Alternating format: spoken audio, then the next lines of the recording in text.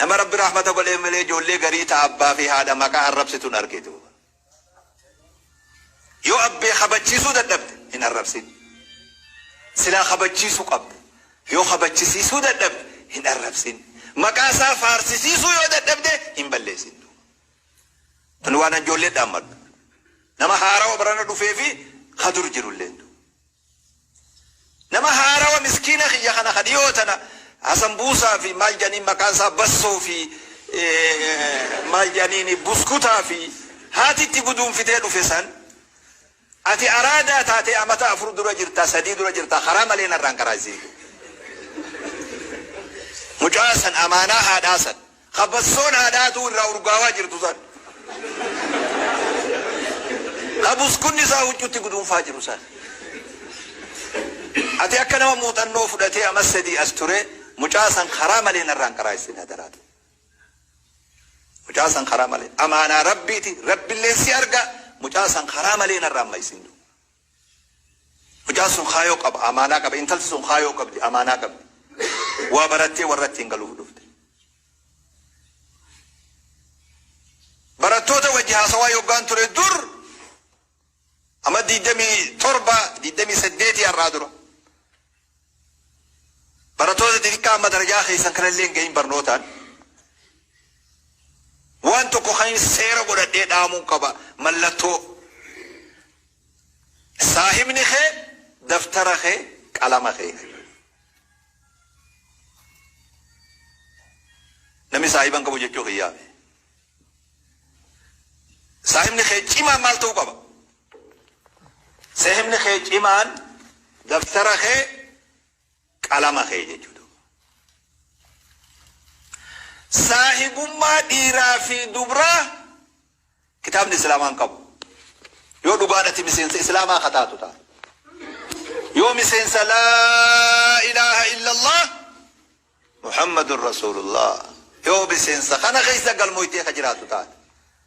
Saahibummaa dhiiraa fi dubraa kitaabni islaamaan qabu. Shari'aan Nabi Muhammadin qabdu sallallahu alaihi wasallam. Dhiiraa fi dubra walis saahiba ta'udha. Kun shari'aa warra dhihaatu qaba warra garbi shari'aa isaaniiti malee shari'aa Nabi Muhammadin. Wanti kun hin gowwoomin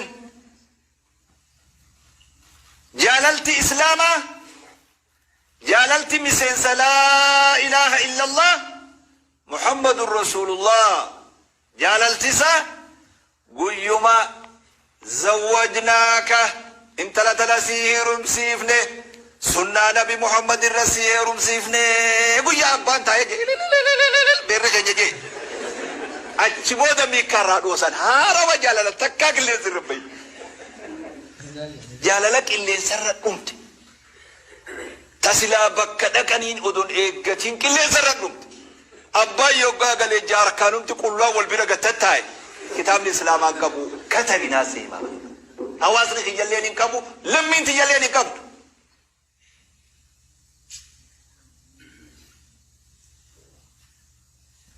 Hofoote yeroo sagalaa seentu hiikan hanga fuututti.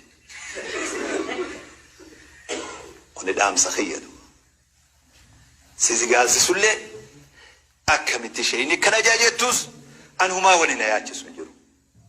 Laakiin keellaa tana dabru qabdatu. Keellaa tana dabru qabdatu. Waqtu shabaab min akhtar al-awqaat. Kaysaa'u zamana kanatu. Yeroon dargaggeessummaadha.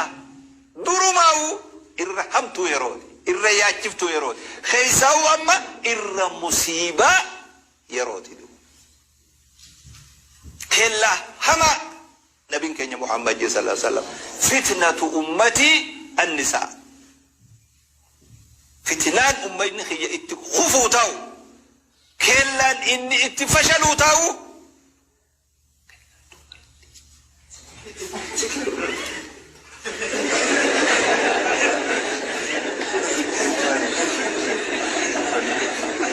هذه قال أنا جولة سيالي مفتشي سوفر جولة دبران كبا دبران مفتشي سوفر